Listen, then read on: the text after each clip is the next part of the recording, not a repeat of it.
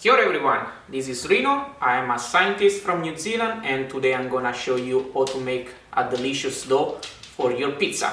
So today I'm gonna do just the first part to show you how to make the dough, and tomorrow I'm gonna follow up with the rest of the recipe. So for today we are gonna use 1 kilogram of Caputo flour, some salt. We are gonna use warm water. Make sure that it's not too hot. You will see why later. And we are gonna use 550 milliliter of water, some sugar. You can use either brown or white sugar, and anyone is gonna be fine for this recipe. Dry yeast, and in case you can't eat normal pizza or normal flour, I really recommend you to use a decent Giove, please. We have a dog here, and a wife, so we will be stopped several times. In case you can't eat any normal flour, I would suggest you to use this gluten-free flour. I have already posted a video here on YouTube on how to make focaccia with gluten-free flour. Why do I use Caputo flour? Well, it's simply the best. This video is not sponsored by anyone, but if Caputo see that their cell in New Zealand is growing up and wants to make some donation to us, my wife is not gonna be upset about it, so we're gonna be fine with it. And of course, I'm not sponsored by any of these brownies, the things that I got here at home. So let's start and see what we are gonna do first. I'm gonna get my scale and start just adding in my water some yeast. So this recipe is gonna allow you to make some dough for tomorrow. So in this kind of recipe I don't use so much yeast. I generally use only few grams, I would say 5 grams. So I'm gonna make sure that I don't put too much. Actually, it looks like that I'm gonna use few grams, not even 5 grams, a couple of grams I would say. And in the same amount of water I'm gonna put half spoon of sugar. In this case I'm gonna use some black sugar. You can use white sugar. Be inclusive, don't be racist with sugar. Any kind of sugar is gonna be fine. And I'm gonna start stirring in the water and try to activate my yeast. So I'm gonna repeat this procedure of stirring several times. Make sure that all my yeast gets dissolved in the water, and you will discover that the yeast, when the yeast is activated, when you're gonna start seeing some fluff on the top of the water. So let's wait a bit, and while we are waiting, we have Mr. Giove here that wants to say hi. No, it's running away. No way, no hi from Giove. So I'm gonna stop the video now and be back in a few seconds. Giove, you wanna come here and say hi? It doesn't seem convinced. So let's stop here and wait for the activation of the yeast. I've been waiting enough for my yeast to be ready. Welcome back. And I can see the formation of a bit of fluff here on the top. It's really important to keep the yeast alive, so don't use really hot water, otherwise you're gonna kill it. Don't mix any water and yeast straight away with salt because it's gonna kill it. Because fermentation is the important things that is gonna happen in the 24 hours when the dough is gonna be resting in our fridge. So if you wanna discover more the chemistry behind fermentation, I'm gonna put one video that is gonna explain you all the chemistry and the physics behind this process and why gluten is so important for it. So you will see that physics and chemistry can be useful also for your cooking skills, because if you master the process, then you will be capable even to improve this recipe and do a pizza even better than this. So if there is someone in New Zealand telling you that we don't need to study chemistry and physics in our high school, I don't think you should trust them. Those are basic foundation of science that are always useful always in our life, in our cooking, in other things of our life. There is always some science that you need to know. So that's why we need to defend science in high school. That was my wife. Probably she's disagreeing with that, I don't know, we will discover. And let's go back to our recipe. So we have everything ready, our yeast is activating in the water. We are gonna use the salt later on, and straight away we are gonna mix in our machine over there flour and yeast. So I'm gonna stop you so I can bring you close to the mixer so we can see how we are gonna do this combination of ingredients. See you in a few seconds.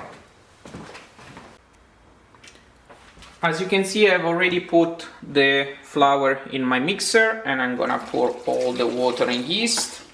Try not to make a mess as always, otherwise your partner might come and tell you off. Don't do like me.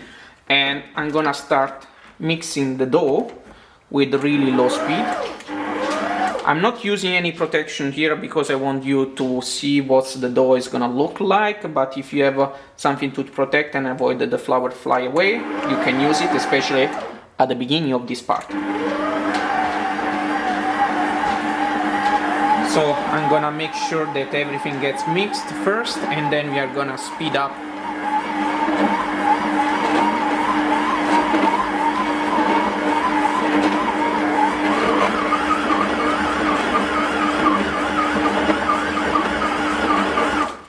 If some of the ingredients get stuck, you can always use a spatula to make sure that everything gets mixed together. Make sure you stop it before you do it. You don't want to have a spatula broken in front of you.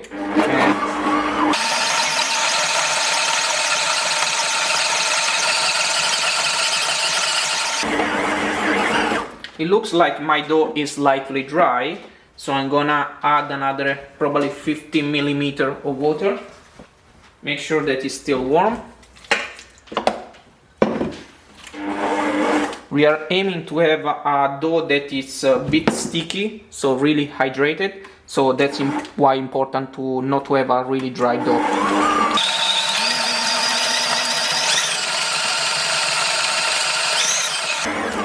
It seems humid enough. Now I'm gonna leave it mixing for 10 minutes, and in the middle of the process what I'm gonna do is to add a bit of salt. I'm gonna add probably 1.5 teaspoons, and then you can even try if the amount of salt in the dough is good enough for you. People might prefer more salty, other people less salty, so it's really up to your taste.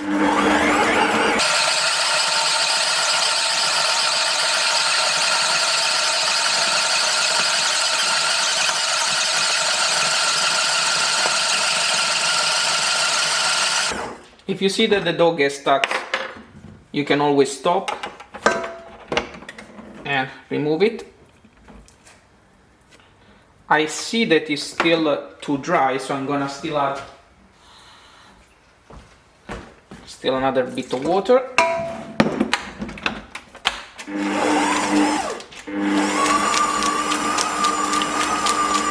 Oops, too fast.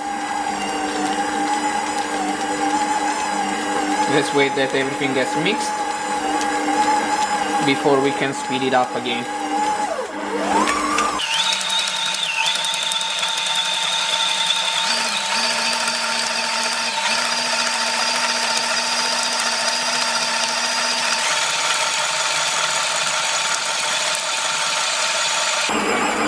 It's important that you will see in the machine the dough stretching, because this is gonna be the fundamental things that is gonna help us to develop all the gluten texture that is the physical part of the dough that is gonna retain the air that is gonna be created inside the dough. It's not air, it's CO2 that is gonna be created, because what the yeast is gonna do is converted all the sugar inside the flour, not just the one that we have been adding, but the natural one within the flour, in CO2 and water.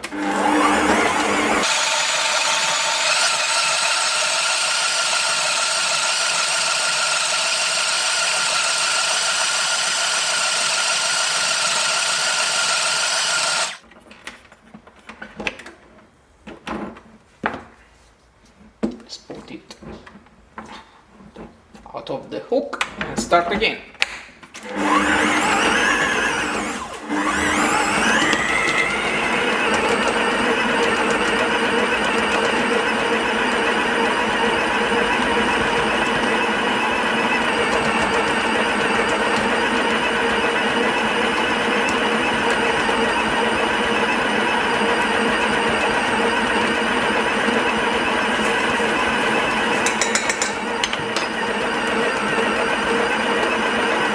Gonna try the amount of salt. Still too sweet for me. It depends on the salt that you're using. I found that the Italian salt is much more salty than New Zealand salt. I don't know why. If you know, just put the answer in the comments below. And you can see here when we go slowly that the dough is creating this kind of texture, the gluten one, that the gluten nets that is gonna help us during the fermentation, during the raising part of this recipe. I'm gonna try again. I'm gonna just add still another bit of salt.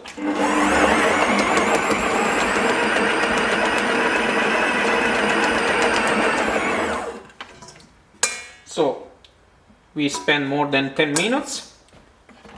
Let's remove the hook, and you can all help yourself with a spatula to put all the dough inside the mixer container. It's a bit sticky, and it's what we actually want.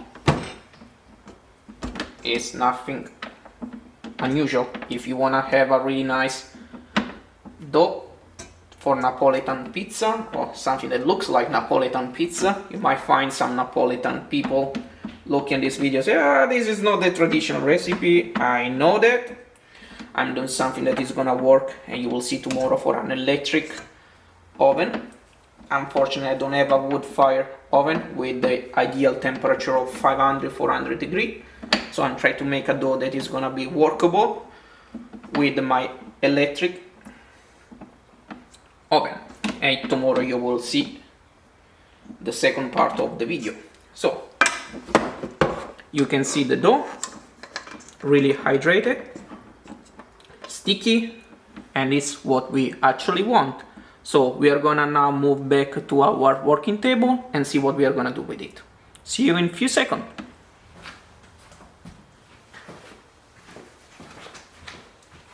There we are back. And we are gonna start using the dough here on this working table. And the first things I'm gonna do is to put some flour on the surface because the dough is really sticky, and I'm gonna make sure that also my hands are a bit full of flour. It's better if I now remove my wedding ring. We don't want that it gets stuck in the dough. Let's just give a few seconds. Put it in a safe place, and let's try to remove the dough just using our spatula. Make sure that we detach most of it so we don't have anything left in the bowl. This is a bit tough part. It's really gluing, and I don't want to get anything wasted of this yummy dough.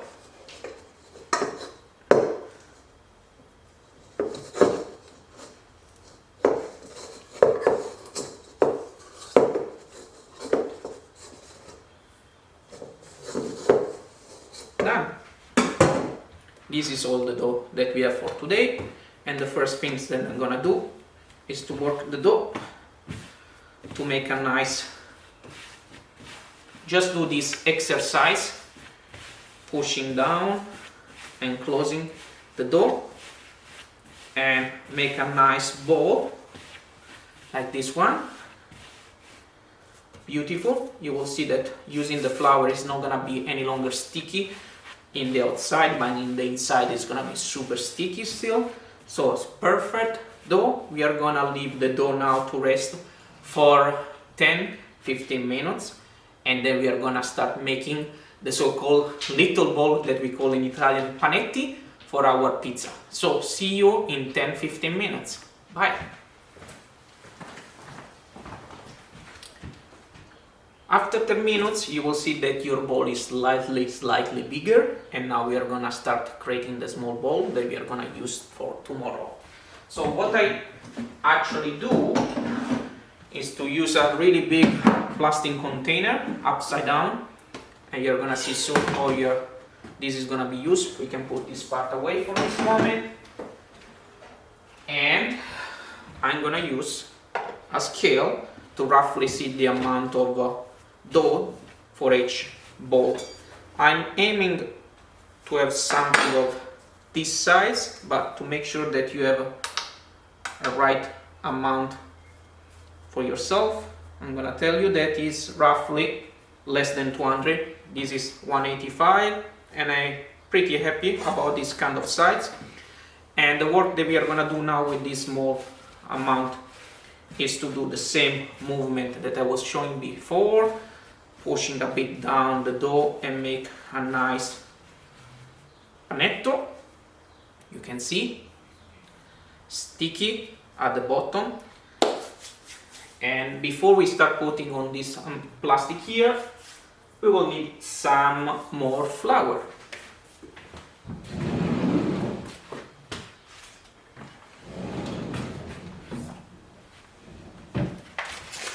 Managed to get some flour from the pantry. Let's put it spread all over.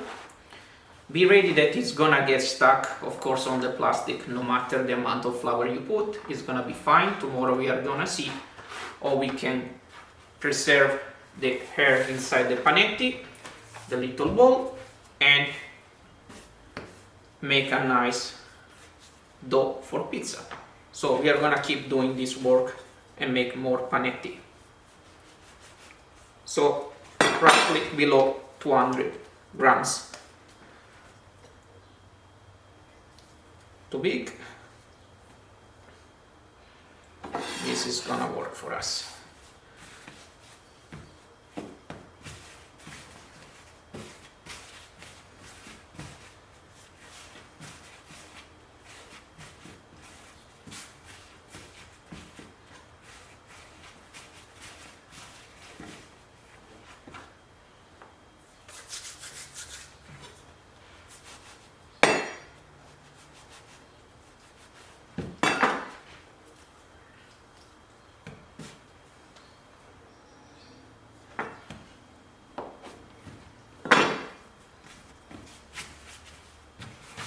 If you see that the dough gets stuck on your hands, just keep using a bit more flour so it doesn't get stuck on your finger, and keep doing the same movement, pushing down and making sure that you have a nice perfect ball.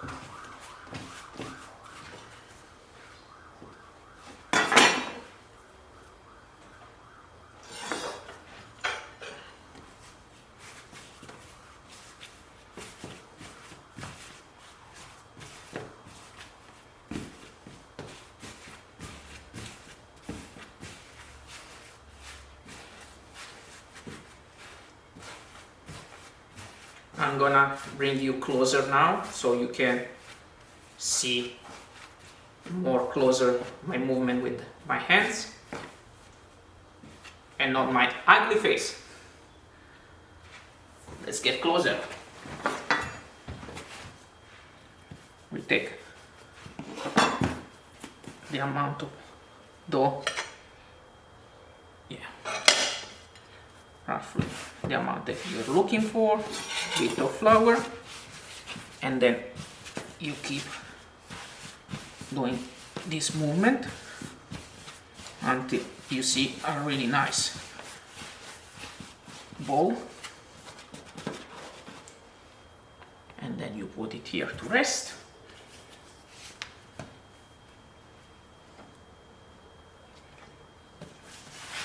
Of course, if you need more flour, you can always add some more on the bench.